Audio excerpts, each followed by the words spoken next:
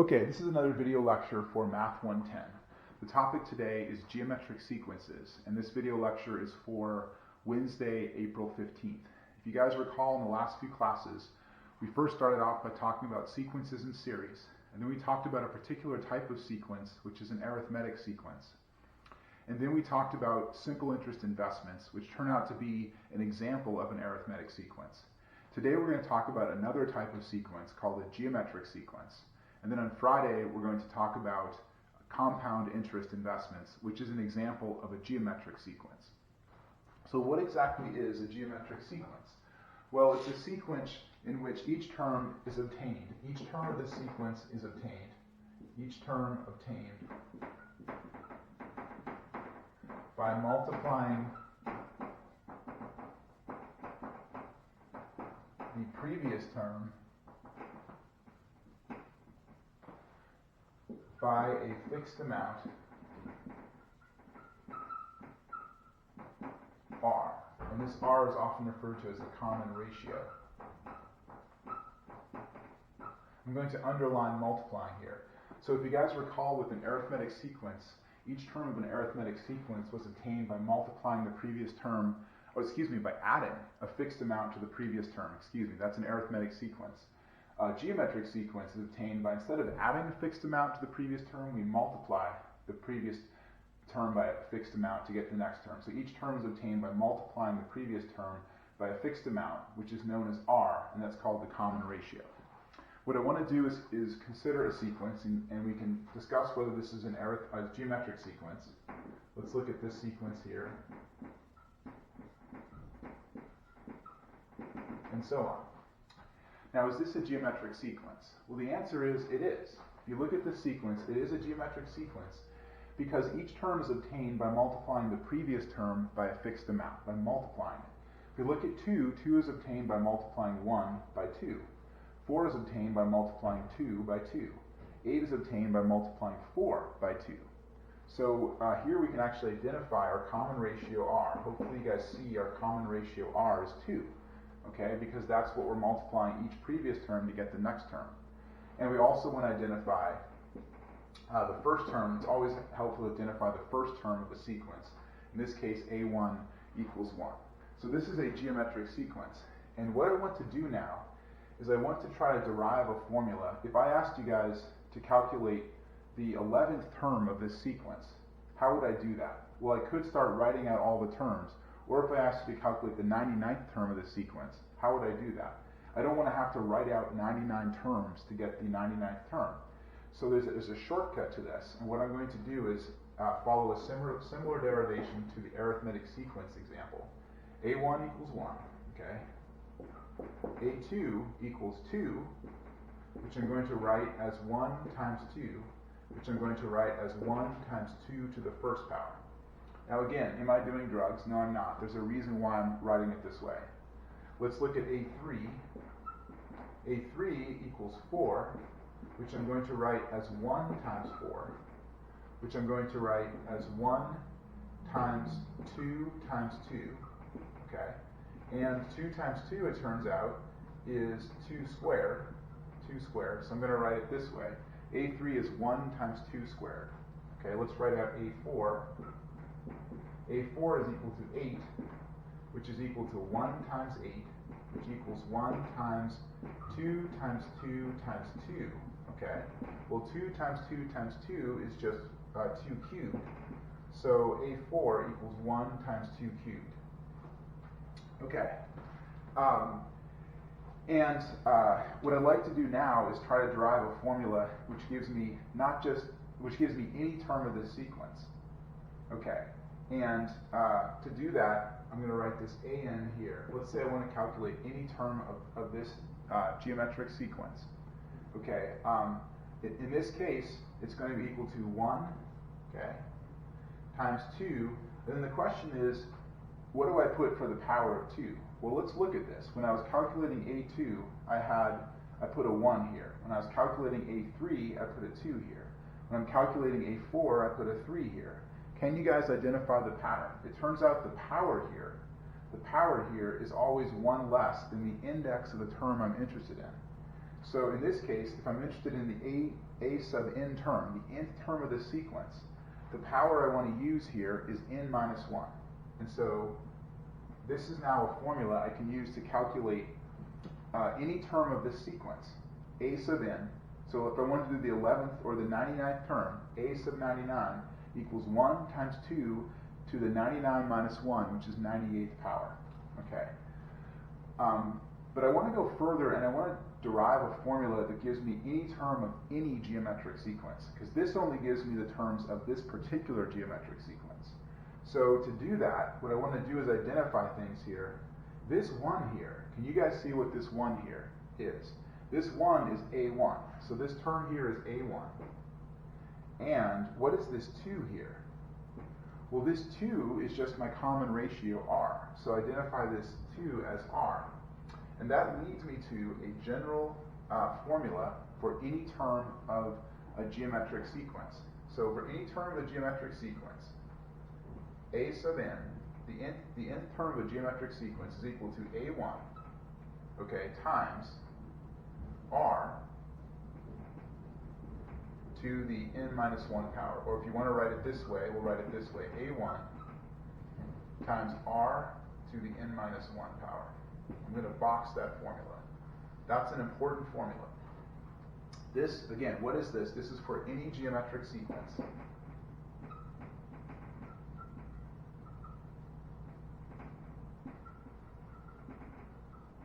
This is any geometric sequence. The nth term of any geometric sequence is given by the first term, a1, times the common ratio raised to the n minus 1 power. And don't worry about memorizing this. I will give this formula to you guys. But that's kind of a cool little derivation of that formula. Okay, what I want to do now is consider what's the sum of a geometric sequence. And then we'll do some examples with you guys.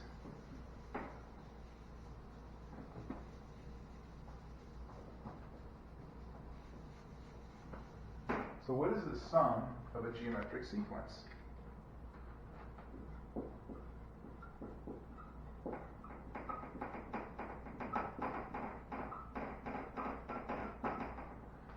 It turns out there's a formula for the sum of a geometric sequence. Just as you guys remember, there's a formula for the sum of an arithmetic sequence, there's a formula for the sum of a geometric sequence.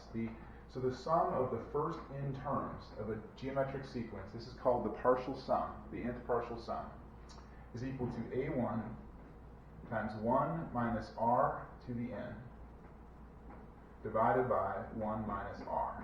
I'm going to box this formula. This is an important formula. Again, you don't have to memorize this. I will give this formula to you guys. This is the formula for the sum of a geometric sequence.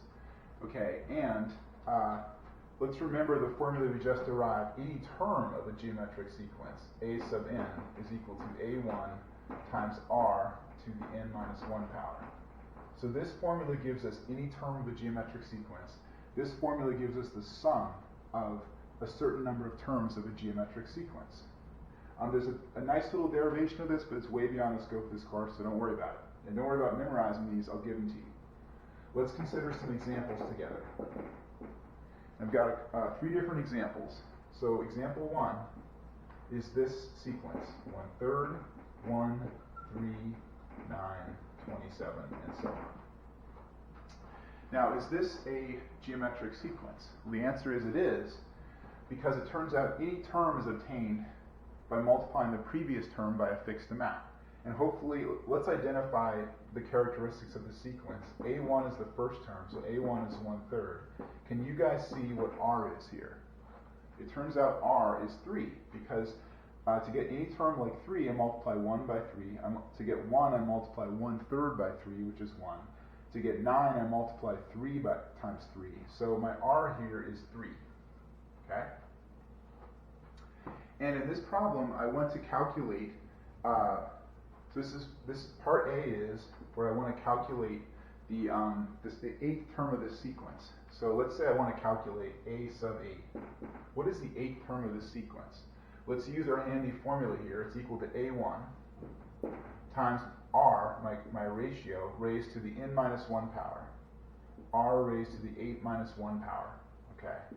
Well, R1 is 1/3, and, A1, it's like R1. A1 is 1/3. R, my common ratio, is 3, okay? And this is raised to the 7th power, so I get 1/3 times 3 raised to the 7th power. If you guys plug that in your calculator, you will get 729. That's the 8th term of this sequence. What is the sum of the first 8 terms of this sequence? What is the sum of the first 8 terms of the sequence?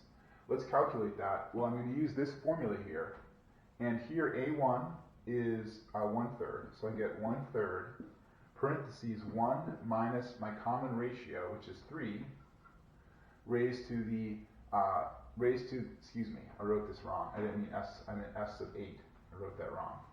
I don't mean S sub infinity, I mean S sub 8. The 8th term, my bad. So just make a mental note of that. This should have been S sub 8. S sub 8, the sum of the first 8 terms of the sequence, equal to 1/3 times 1 minus 3 raised to the 8th power. Okay. All of this divided by 1 minus 3. Okay. And let's go through the steps of this. This comes out to, or actually, I'll let you guys plug this in your calculator. This comes out to, if you calculate it, comes out to 1093.3 repeating. 1093.3 repeating. This is the sum of the first 8 terms of this sequence. Finally, let's consider what's the sum of all the terms of this sequence. If I add up all the terms of the sequence, what's the sum? Well, hopefully you guys see that that sum is infinity. This sum is infinity. Okay, because this sequence is growing. And so if I add up all the terms of this geometric sequence out to infinity, I get an infinitely large number. So the infinite sum is infinite. There is no sum. If you add up all the numbers, it's an infinite sum. Let's consider another example of a geometric sequence.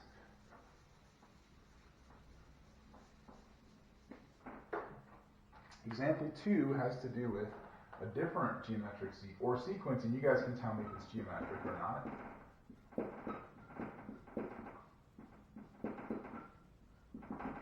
Let's look at this sequence. Actually, I'm going to erase this term, but it's still true, but let's just look at the first 4 terms. Okay, is this a geometric sequence? The answer is it is. It is, because each term is obtained by multiplying the previous term by a fixed amount. In this case, A1 equals 1. And can you guys identify the common ratio R? What am I, so to get 1/2, I multiply 1 by 1/2. To get 1/4, I multiply a half by a half. To get 1/8, I multiply a fourth by 1/2, okay? So in this case, my common ratio here is 1/2. All right, so this is still a geometric sequence, but in this case, my common ratio is not a number like 3, it's actually a fraction, okay? It's a fraction, and that's important to note. Okay, let us calculate the term a sub 6. What is the 6th term of this sequence? Okay, let's calculate that. I'm going to use my formula here. The 6th term is equal to A1, which is 1, times my ratio, which is 1/2. And then I raise this to the n minus 1 power. Since I'm talking about A6, I'm going to raise 1/2 to the 5th power, 1 less than 6. And if you guys calculate this, this actually comes out to 1/32. So the 6th term of this sequence is 1/32. And if you want to write that in as a decimal, this comes out to 0.03125. Okay, let's do a second part of this problem. What is the sum of the first 6 terms? What is the sum of the first 6 terms? Again, you know, if you anyway, there's shortcuts. You could calculate A6 by just writing out the terms, but this formula is handy because if I asked you to calculate A sub 90, you wouldn't want to write out 90 terms. Let's calculate S sub 6, the sum of the first 6 terms. We'll use this formula as equal to 1 times 1 minus 1 times 1 minus R, which is 1/2, okay, raised to the 6th power, all of that divided by 1 minus 1/2, okay? And if you guys can check the arithmetic on this. If you plug all these numbers in, you should get 1.969. The answer is 1.969, approximately. So this is the sum of the first 6 terms of the sequence, is 1.969. Now here's a question for us. Part C is, what's the sum of all of the terms of the sequence? Okay. Now you might think, like the previous example, since we have an infinite number of terms, that the sum is going to be infinite. But this is one of those things that makes math fun. It turns out, if you add up all infinite terms of the sequence, you don't get infinity. And here's the reason why. So S infinity here, let's try to calculate it using this formula. A1 is 1. Okay? We get 1 minus, now we have 1/2 here. R is 1/2, raised to the infinity power, right? Because we're raising R to the n power. But in this case, n is infinity, so I'm going to raise 1/2 to the infinity power. All of this divided by 1 minus 1/2. Well, what is 1/2 to the infinity power? That's kind of hard to calculate, but basically, if you guys plug in your calculator, if you take 1/2 and raise it to a very large number, infinity is a very large number. So just try in your calculators taking 1/2 and raising it to the 1,000 power, or try raising it to the 10,000 power. It turns out that this goes to 0, because if you take a fraction that's less than 1 and you raise it to a huge number, infinity is really huge. If you raise it to a huge number, then this goes to 0. Try it. Try taking 1/2 and raising it to the 10,000 power in your calculator. I guarantee you're going to get a very tiny number. So in fact, this just goes away because that's 0. So this turns into 1 times 1 minus 0 over 1/2 downstairs. And if you calculate this, this is 1 over 1/2. And this equals 2 exactly. And that's an important point. So this is 2 exactly, not approximately 2, exactly 2. So the sum of all infinite terms of this sequence adds to exactly 2, which is pretty cool. You would think it would add to infinity, but it actually adds to exactly 2. Moral here, be careful. If you have a geometric sequence where r is less than 1, where r is like 1/2 or 1/3, you have to be careful. The infinite sum actually is an exact number, and you can actually calculate it using our sum formula. Okay, I want to do one final example with you guys, and this is an application of geometric sequences. And I'm going to erase all of this, and then I'm going to write these formulas we have on the board up in the corner, so we have them to reference. Again, each term of a geometric sequence, a sub n equals a1 times r to the n minus 1. And our expression for the sum of a geometric sequence is equal to, the nth partial sum is equal to a1 times 1 minus r to the n over 1 minus r. I'm just going to put a box around these formulas. Those are helpful formulas. The final example we'll consider here, I guess I'll put the example up here, example 3, is a job problem. If you get hired for a certain job, suppose you guys are hired for a job with a salary, starting salary,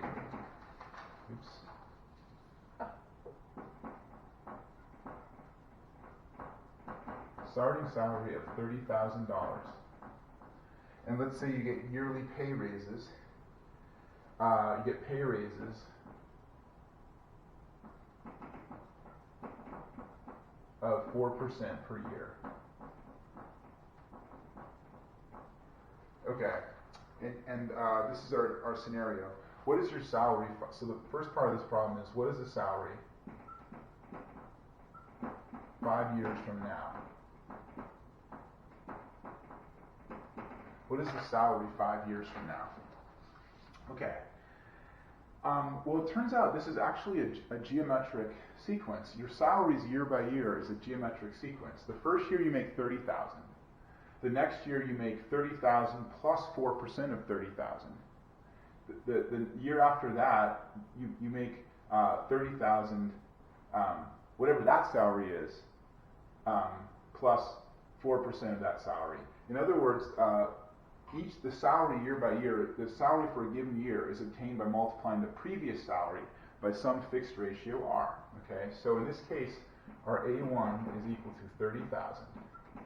Now the question is, what is R? And a common mistake people make is they think R, and remember 4% as a decimal equals 0.04. The common mistake people make is they think R is 0.04. Okay, that is not R. R is actually 1.04. Now if you think about this, if R was 0.04, then after in year 2 you'd make 4% of 30,000, which is something like $1,200. That's not a very good job. If the first year you make 30,000 and the next year you make $1,200, that's a terrible job. So R can't be 0.04, but R is 1.04. So to get the salary for year 2, we multiply $30,000 by 1.04. What is the salary in year 5? Well, in year 5, this is A sub 5. The salary in year 5 will be the first year salary, which is $30,000.